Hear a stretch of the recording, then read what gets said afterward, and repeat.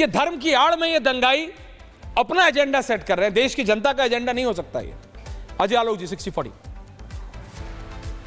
नहीं ऐश्वर्या जी, ये बिल्कुल अपना एजेंडा नहीं है, ये बिल्कुल एक औरंगजेबी सोच है, उसी सोच की जिसकी आज हम और आप बात कर रहे हैं।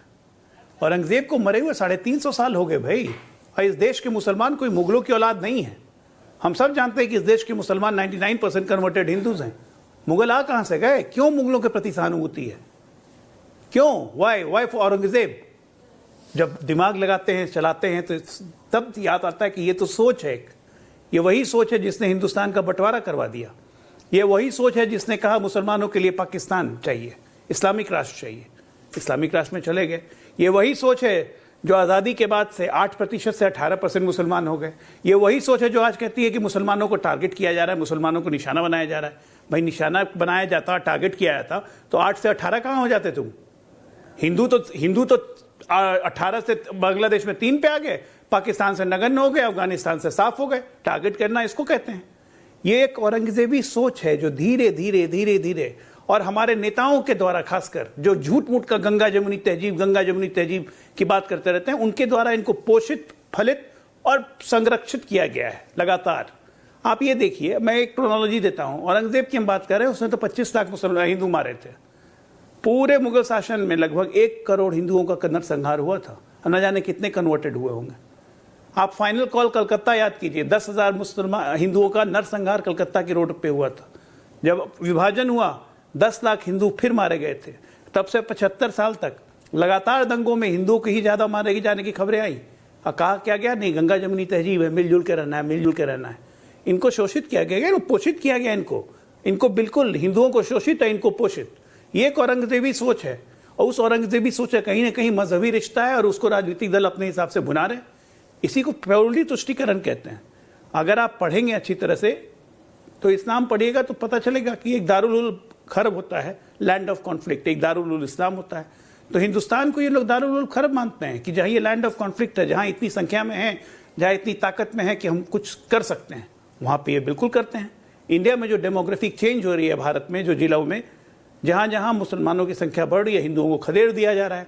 जीता जागता उदाहरण आज नहीं, 1989 में हमारे पास आया था, तब भी हमारी आंखें नहीं खुली जब कश्मीर से हिंदुओं को खदेड़ के निकाल दिया गया था।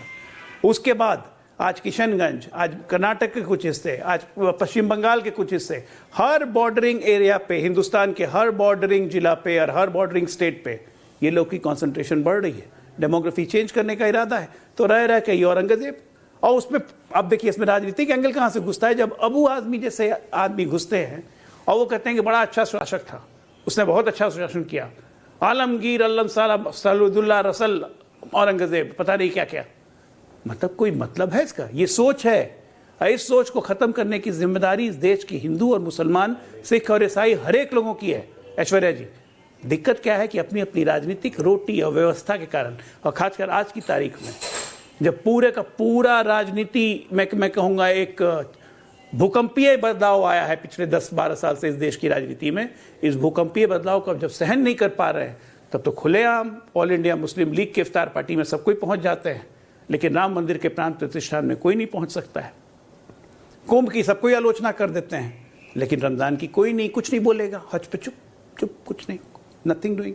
ये सोच है औरंगजेबी सोच, जिसका मुकाबला हमको और आपको, और जो भी अपने आप को भारतवासी कहता है, चाहे वो हिंदू हो, मुसलमान हो, सिख हो, ईसाई हो, सबको इस सोच का मुकाबला करना है।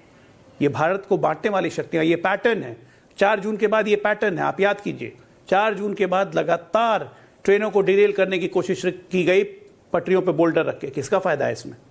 किसका फायदा है? चाहे वो अपोजिशन रूल स्टेट हो, चाहे बीजेपी रूल स्टेट हो, लगातार ये हरकतें की गई। भारत इंटरनेशनल आईसीसी ट्रॉफी जीतता है, मुंह में उस पे जुलूस पे, विजय जुलूस पे हमला किया था मस्जिदों से। क्यों? कोई इसका कारण नहीं मिलेगा आपको। नागपुर में ये हिंसा, औरंगजेब का पुतला जलाया जाता है, और हिंसा का सहारा क्या लिया जाता है कि कुरान की आयतें लिखी हुई थी, जबकि कुछ नहीं लिखा हुआ था चादर पे। तो ये धर्म का बहाना बना के और कुछ नहीं, ये समाज को विषाक्त करना चाहते हैं, और इस देश को बेसिकली किसी और रास्ते पे ढकेलने की तैयारी है, जिसका मुकाबला करना बहुत जरूरी है। यही औरंगजेबी सोच है। आशीष शरीफ जी, रत्नाकर त्रिपाठी जी, रिजवी साहब, सैयद जवाद जी, सबके पास आ रहा हूं। रत्नाकर जी आ रहा हूं, लेकिन SIMPLB के अध्यक्ष हैं, हैदराबाद से जुड़े हुए हैं राशिद शरीफ जी। राशिद जी बताइए ना, ये धर्म की आड़ लेके दंगा क्यों करना है? कोई भी धर्म, कोई भी मजहब आतंक की बात तो करता नहीं। मैं ये मानता हूं सब तो शांति की बात करते हैं, है ना? तो फिर हमेशा तिरंगा लेके सड़कों पे तो उतरते हैं सर। आजादी के आंदोलन में आप ही ने बताया था, सब कहते सब उतरे थे एक साथ, हिंदू मुस्लिम सिख ईसाई। तो भारत में कौन सा ऐसा शहर होगा, कौन सा ऐसा जिला होगा, कौन सा ऐसा कस्बा होगा जहां सड़क के किनारे मंदिर नहीं है, मस्जिद नहीं है, गिरजाघर नहीं है, गुरुद्वारा नहीं है? कुछ ना कुछ तो है सर, हर जगह है। तो महू में क्यों हुआ, वो मध्य प्रदेश में क्यों हुआ? तिरंगा लेके सिर्फ वो भारत की जीत के बाद चल रहे थे। वहां नागपुर में औरंगजेब के खिलाफ आंदोलन हुआ। अगर किसी को औरंगजेब के समर्थन में भी करना था, वो आक्रांता था लेकिन फिर भी करना था तो कर लेता। भारत में उसकी भी छूट है, यही खासियत है दर्शकों हमारे भारत की, उसकी भी छूट है सर, वो भी कर सकते थे लेकिन शांतिपूर्वक। ये आगजनी की जरूरत क्या थी? ये अफवाह फैलाने की जरूरत क्या थी? अफवाह फैला के स्वास्थ्य वाली गाड़ियां तोड़ने की क्या जरूरत थी? ये अफवाह फैला के जिसमें सनातन धर्म के, हिंदू धर्म के भगवान की तस्वीर जो गाड़ी में जो लगती है वो लगी हुई थी, वो गाड़ी तोड़ने की। आप समझ रहे हैं, धर्म की आड़ में अल्टीमेटली आंदोलन नहीं, आगजनी करना है, आर्सन करना है। और ये जनता नहीं चाहती है, ये कुछ खास नेता चाहते हैं जो पपटियर की तरह जनता को अपने अपने हिसाब से चलाते हैं। राशिद जी बिल्कुल बिल्कुल बिल्कुल बिल्कुल ऐश्वर्या जी, बिल्कुल आप जो बता रहे हैं, जो धर्म की आड़ में बाबरी मस्जिद को शहीद कर दिया गया। अच्छा, धर्म की आड़ में कार्ड सेवक ऐसो लाखों की तादाद में जाके बाबरी मस्जिद को सबके सामने शहीद कर दिया गया। आज औरंगजेब, मैं एक बात पूछना चाहता हूँ, ये औरंगजेब मस्जिद नहीं थी। एक मिनट सुनो यार, पहले सुनो, एक मिनट सुन लो पहले। आप बोले ना इतनी देर से सब सुन रहे हैं ना, एक मिनट सुन लो। नहीं, गलत बोलेंगे तो क्यों सुनेंगे? वो ढांचा था, संविधान की बात करते हैं, सुप्रीम कोर्ट की बात को नकारते हैं आप। अरे सुनो भाई, संविधान की बात करते हैं, सुप्रीम कोर्ट को नकारते हैं। सुप्रीम कोर्ट ने कहा है वो ढांचा था, मस्जिद नहीं थी। मस्जिद थी भाई साहब, बाबरी मस्जिद थी। बरगला तो आप रहे हैं, अपनी कौम को आप बरगला रहे हैं। मैं क्या करूं? आपके आंखें अंधे तो मैं क्या करूं? पूरी दुनिया देखी धर्म की, अपनी कौम को बरगला रहे हैं आप। पूरी दुनिया देखी सर। आज मैं एक आपसे सवाल करता हूं मेरी जान, आज आप औरंगजेब, मथुरा में जो मंदिर था जिसे औरंगजेब ने तोड़ दिया, काशी विश्वनाथ का मंदिर था जिसे औरंगजेब ने तोड़ दिया, उसके बारे में क्या कहेंगे? मेरे भाई सुन ले, पहले सुन लेना मेरे भाई। अगर आज औरंगजेब का नाम ले रहे तो इसमें एक बात बता दो, गलत मत बोलिए ना, सब सुनूंगा आपकी बात। हिंदुओं का क्या फायदा है, मुसलमानों का क्या फायदा? अदब के साथ सुनूंगा, गलत मत बोलिए। सुन भाई, अरे सुन ले तो सही, एक बात बता दो मेरे को। इनका नाम ले डायलेक्ट हैदराबादी है। He doesn't mean any disrespect to Hindu anyone. मुसलमान का क्या फायदा है, वो एक बार बता दो मेरे को। उसके बाद अपन फायदा है तो खबर भी बुलडोजर को बुलडोजर लेके जाएंगे, खबर के पास, ताजमहल के पास बुलडोजर को लेके जाएंगे, सब करेंगे उसके बाद।